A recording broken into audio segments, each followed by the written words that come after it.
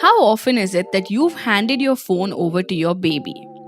How many times have you played their favorite video so that they're distracted and leave you to finish up with that important meeting that your boss sprung up on you at the last minute?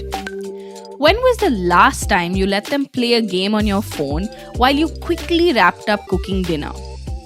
While your baby is rolling in adorable peals of laughter, watching cute pandas do everything from design trendy outfits, manage their own farm, bake mouth-watering cakes, or even help them learn math by counting popsicles or lollipops, there's a lot more happening behind the scenes.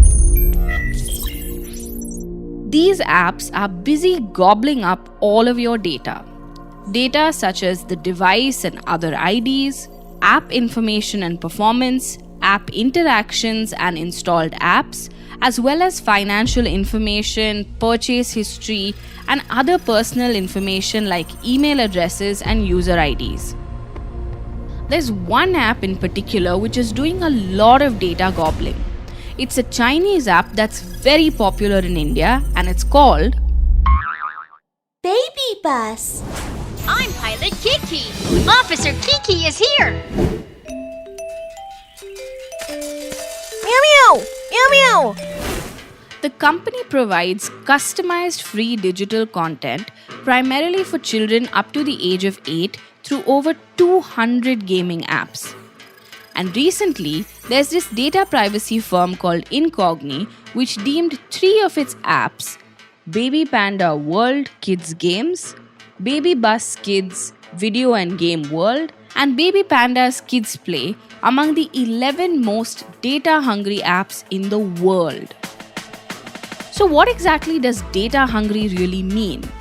Why should we be concerned? What exactly is at stake? And what is it about Chinese apps being predatory with data? Also, when India has banned TikTok and a bunch of other Chinese apps, how did BabyBus slip under the radar? Can apps really help countries with surveillance? We find out all of this and much more in today's episode where we speak to a cybersecurity expert and the former General Counsel of the National Security Agency or NSA. So stay tuned.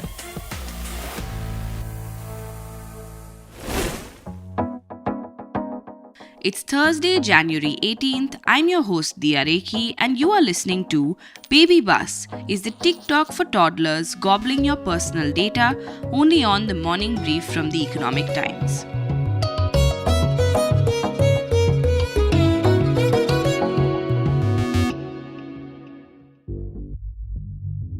BabyBus was founded by Tang Wang Yu in 2009 and saw its first app being rolled out in 2010. Not much is known about the company, but based on their website, it was in 2021 that its global users exceeded 500 million. It was the same year that the company decided to take the plunge into the public markets with a listing on the Shenzhen Stock Exchange. But this was later withdrawn in 2022. And by the way, the company is no stranger to controversy. It has been pulled up by regulators for violations in data privacy and even taken to court by rivals. CoComelon, for instance, alleged copyright infringement, saying that BabyBus had blatantly copied their characters. And just last July, the jury slapped a $24 million compensation on BabyBus to be paid to Moonbus, the owners of CoComelon. In the India context, BabyBus is important because their gaming apps are massively popular, both in India and Indonesia. And as per data intelligence firm Sensor Tower, these two countries collectively accounted for a 60% share of BabyBus's downloads in Asia in the third quarter of 2023. In addition to their collection of apps which see 100 million monthly active users, BabyBus also boasts a huge library of more than 2,500 videos with 11 billion monthly views and 6,600 stories with 1.1 billion monthly audio playbacks. That's massive, as you can tell. But what exactly is the scale of their operations in India? What is the kind of data that they collect? And how can this data be manipulated in times of turmoil? I asked Cyberhawk Kanish Gaur of the India Future Foundation all of this and more. Hi Kanish, thank you so much for joining us on the morning brief. I just wanted to start off by asking you what your concerns are with BabyBus. One of the key things that we find with BabyBus is that it has been stealing a lot of user data without taking their consent, particularly metadata, also recording a lot of content. And this data goes to third parties for which there is no control. That's one of the key issues which we have found with BabyBus. Could you break that down a little bit more, Kanish? I mean, in terms of what this metadata really is.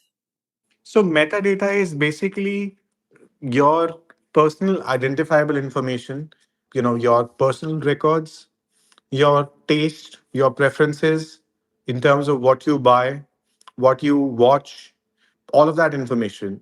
Now, an app typically which is a data hungry app will not take your consent and will try and monitor all of your activity. It's more like snooping and doing surveillance on you and using all of this information to collate and sell it to third parties or utilizing it to create new products. While we have seen some of these issues were very common with an app like TikTok, which was basically snooping into people's phone or moving data out without taking consent. So, with respect to BabyBus, I think it's more of snooping and surveillance. That is a massive issue. But that makes me wonder about how if India banned TikTok and like 300 other Chinese apps so long ago, how is it that BabyBus just went completely under the radar? Companies like TikTok, they were working as a direct channel. Whereas the concept of using a data hungry app for doing snooping and surveillance is something which is less understood. It's more of a pseudo method for doing surveillance. So, why it's slipped under the radar is that some of the key people who are decision makers in India have not understood that people can still be snooped using their children as one of the bogies. Today, I don't need to, force you to download an app or make you go to a specific place to monitor you. All I could do is I can push a app which is meant for a different purpose in your child's phone, and that app could be used for tracking what you are doing or for recording your activities, right? I'll take you back to an example. Sometime back we had an issue with the cameras which were installed in New Delhi by a company called as Hike Vision, right? This company had put across these cameras across New Delhi, and this company was accused of taking away all of this information to China because the servers were put up in China. Now, similar is the issue with this company because this company is snooping into children, and through them, they are indirectly snooping into our privacy. Particularly, people who are at a high authority within the government should be wary of such apps because their children could be used as a bogey to snoop these people and then use all of this information, particularly which could impact national safety and security. What about voice cloning, Kanishk? Like, can that be done through these children's apps? So this is a key element that needs to be understood that if children's devices are used for recording voice of senior people, it could be politicians, it could be bureaucrats, it could be law enforcement people, then their voice could be cloned and then their juniors or team members could be targeted for specific information which could be extracted from them.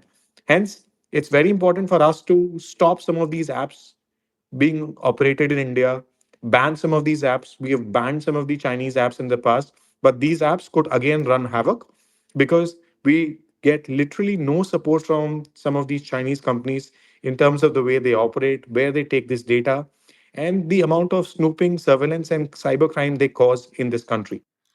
And so, what really happens when this data is collected? What can they really do with it? These apps are typically now using a technology to create something called as your digital clones, where a digital identity is created which knows what you buy, what you talk, whom you interact. All of this is collated. So they have absolute information in terms of cloning the voice and then directing a narrative or a message which could look absolutely similar to a human. So don't look at this data in isolation. Look at this data in totality. But Kanish, can you give us like a real world example of how such an app can misuse data? I'll take you to a state of Manipur where there is civil unrest which is happening between two tribes, right? Now, if an app like this has got access to children from this state, and through this app, a particular content has been broadcasted to young children, it could be used for propagating hate against the communities which are fighting, right? Now, those are the real dangers that we are living in right now. All of that data could be used to broadcast a certain message, could be used for putting out a certain narrative which could cause unrest. So you don't need people within a country to cause any kind of harm. All you need is a data hungry app which is sitting somewhere outside, is collating all of this information and then rebroadcasting content in certain form or shape which could then cause unrest. So, what would your advice to parents be? What do you think parents should keep in mind while downloading these apps for their children? So one of the key things that we have seen is that BabyBus is a company which has massive apps. They've got apps which are there for different age groups, starting from 4 to 7 years or 8 to 12.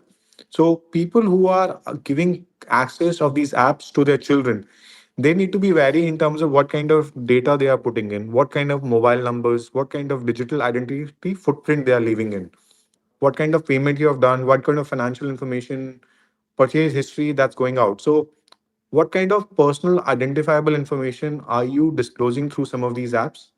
And this is applicable for adults because most of these children who are accessing content are using their parents' smartphones or their digital devices or laptops or smart TVs.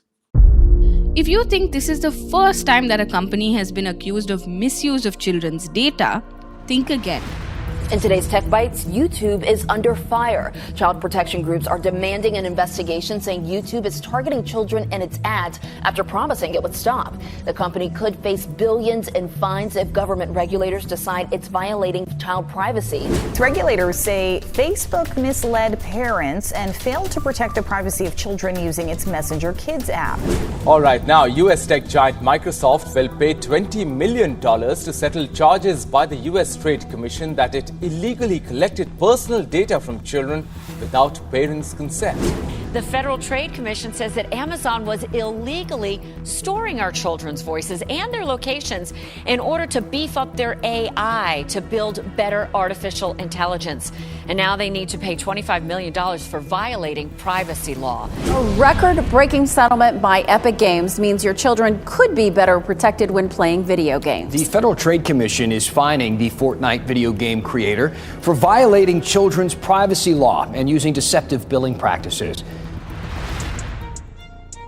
An interesting point that Incogni mentioned in their report was that if these kinds of apps lack transparency in their data safety and privacy practices and also engage in invasive practices, it could potentially expose children to really exploitative advertising and even criminal activity.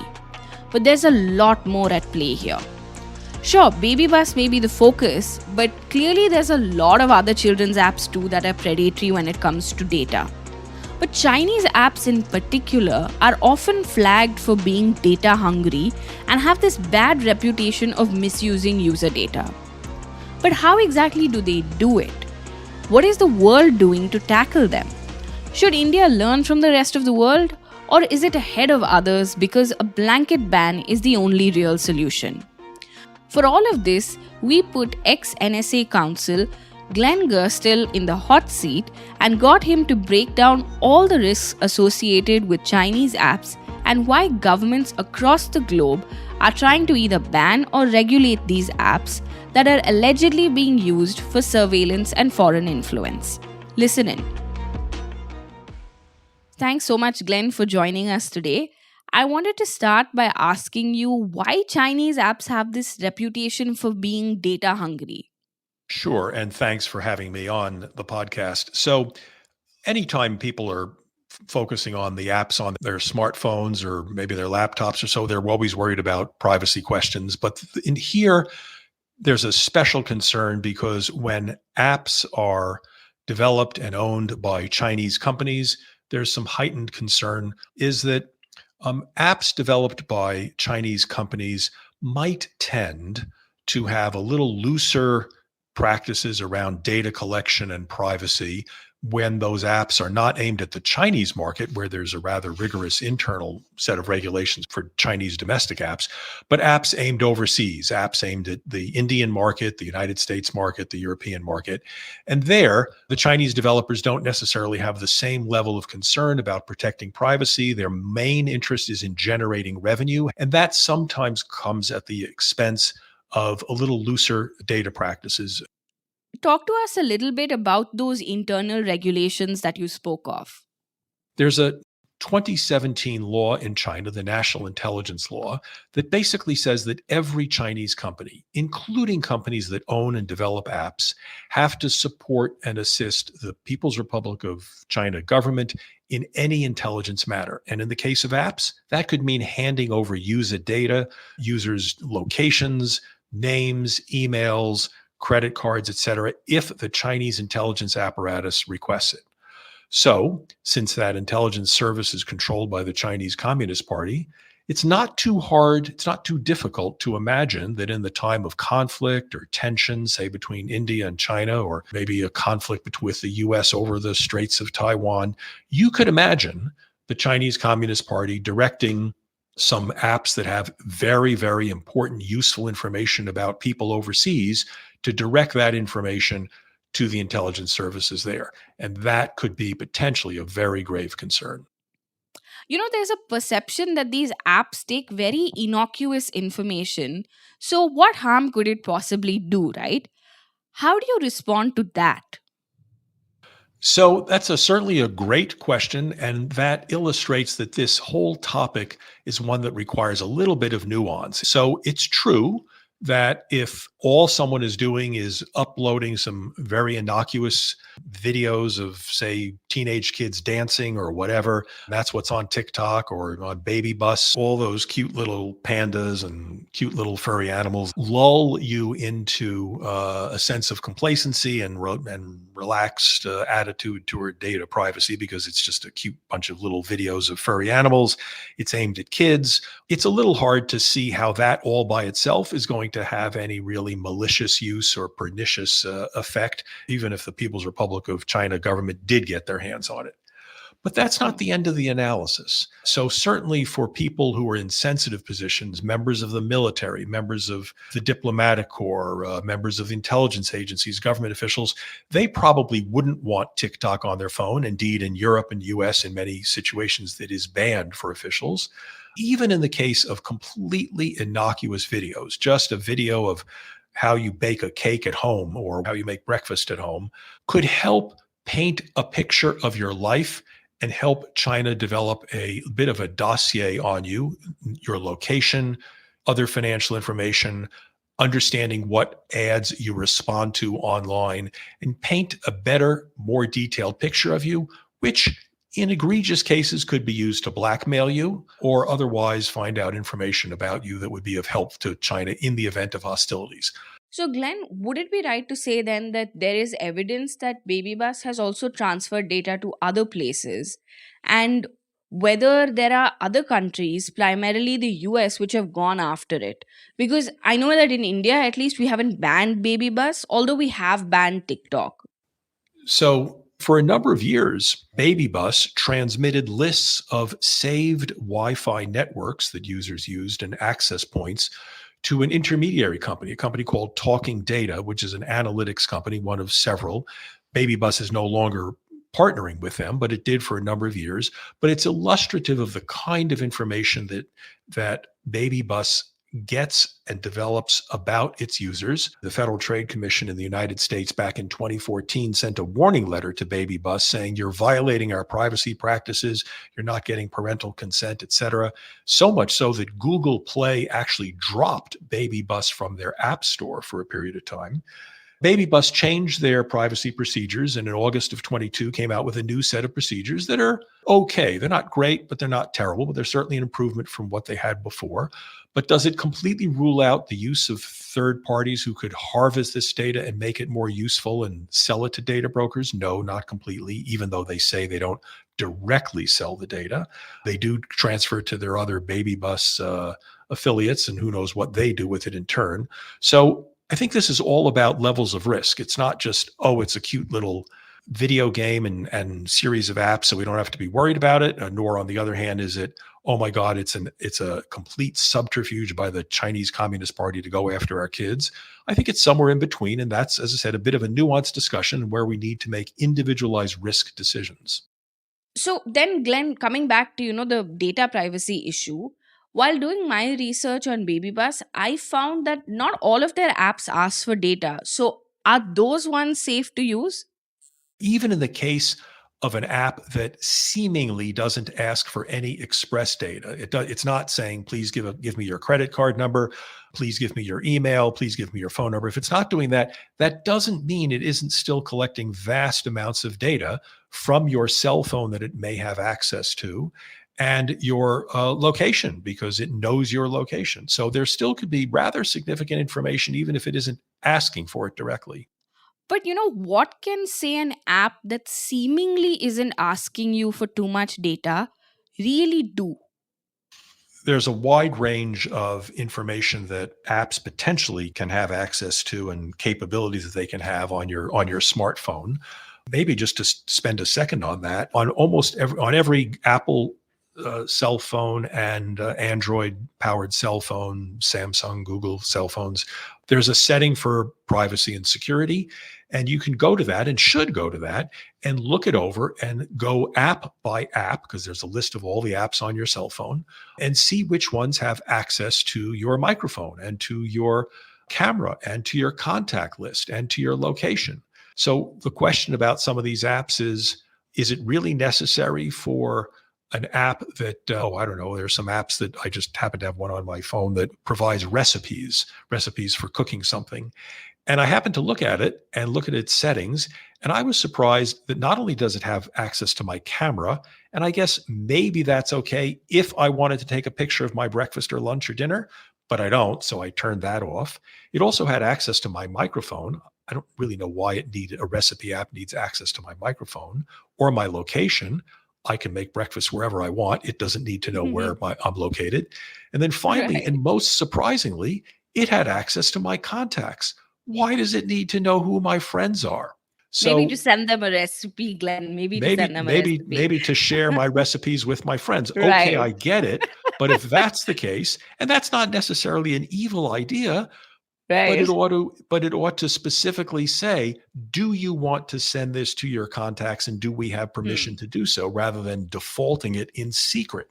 The mere fact that a BabyBus or some other app isn't specifically asking you for information doesn't mean that the default settings, which you need to look at, are in favor of releasing information to the app, maybe more than it needs for the pure functionality of it.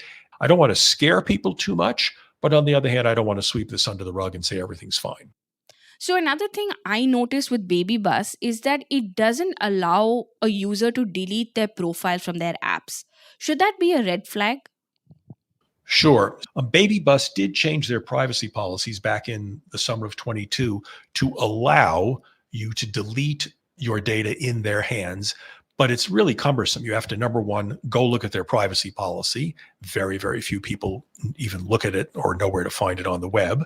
And then you have to scroll down to section 6 to see that there's a sentence there that says, if you want to delete your data, send us an email to BabyBus. How many people are really going to sit down and send an email to BabyBus saying, please delete your data? So as a practical matter, the right exists, But if they wanted to make it real simple, they could have a button on the screen that says delete my data, right? But they obviously don't, and for good reasons from their point of view.